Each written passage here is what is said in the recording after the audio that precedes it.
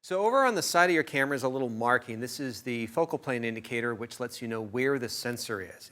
Chances are you'll never need to use this, but there are some people who need to measure an exact distance between their subject and where the sensor is. And so macro photography, there's some cinematographers that have very precise lenses that need to make this measurement, and that's why it is there.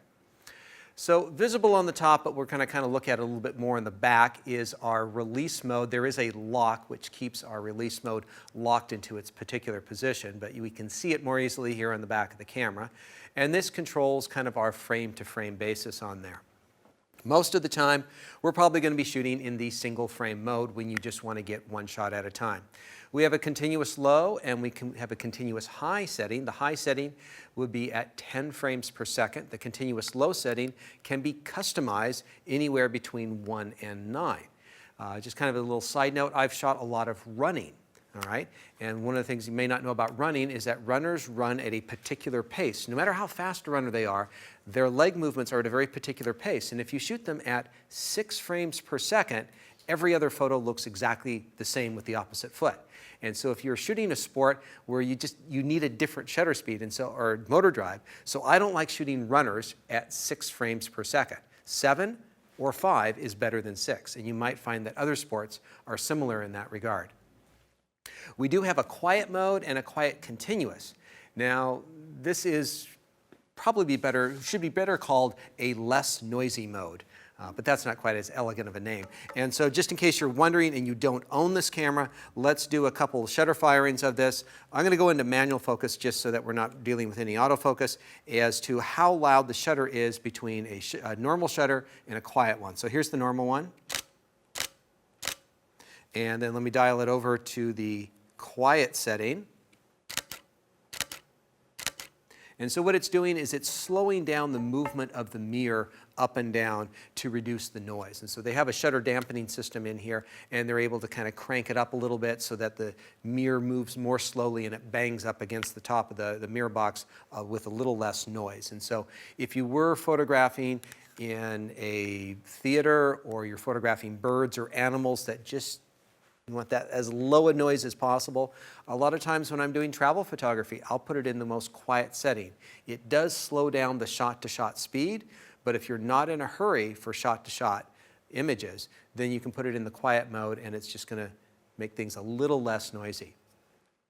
We have a self-timer mode. That'll be able to be customized when we get into the menu system. And then we get to the mirror up mode. And this is necessary because that mirror moving upwards can cause a vibration and cause a problem. So let's take a look at what's going on with the mirror lockup mode. So with a normal shutter release, you're going to press down on the shutter release, and the mirror is going to move up and out of the way as quickly as it can, and it does so quickly that it causes a vibration at the exact time that you are taking your exposure. And so there are certain instances where you will get blurry photos, and these typically tend to be with slower shutter speeds while you have the camera mounted to a tripod. With faster handheld shutter speeds, you're not going to have a problem on this. So the solution to solving this problem, or at least one of the solutions, is to put the camera in a mirror lockup mode. When you do this, the first press of the shutter release locks the mirror up. So we go ahead and press down on the shutter release, mirror goes up, we get the same vibration as always, but we wait in order to take the photo until that vibration is settled out, which usually takes 2 to 3 seconds.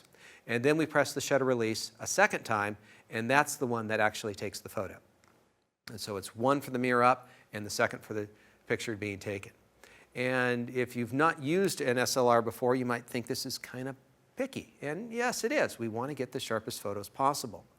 Now, because touching the camera is not wise while you're shooting the photo, this is where a cable release like the Nikon MC36A remote is a handy one. It's not the only one that's available. There are other devices out there. This is the fanciest and the nicest of the modes, the ones that are out there. And as I said before, you may be wondering, is this really necessary? Well, I was actually out shooting just the other day, and I was shooting our Space Needle here in Seattle, and I took a look at the results, and I thought, well, that does not look like a very sharp image, does it? And so then I put the camera in the mirror lockup mode and got a much, much sharper image. And part of the problem was that I was on a tripod at 1/8 of a second, And an eighth of a second is right smack dab in the middle of the vibration zone, as I like to call it. And this is where you are likely to get the mirror slap vibrations in the camera. You don't get it at faster shutter speeds because the shutter speed is so fast, and you don't get it at the slower ones because the vibrations kind of settle out and they're not a problem. But an eighth of a second is about the worst shutter speed that you can be at. And so the solution is the mirror lockup, and the other solution to the problem is live view, because live view puts the mirror in the upward position. And so live view is kind of a shortcut. It's the same thing as mirror lockup, with the exception of you're able to look at the image on the back of the camera. And so the reason that I would use mirror lockup is if I want the camera on a tripod ready to shoot, but I don't want to be wasting battery power by having the camera in the live view mode.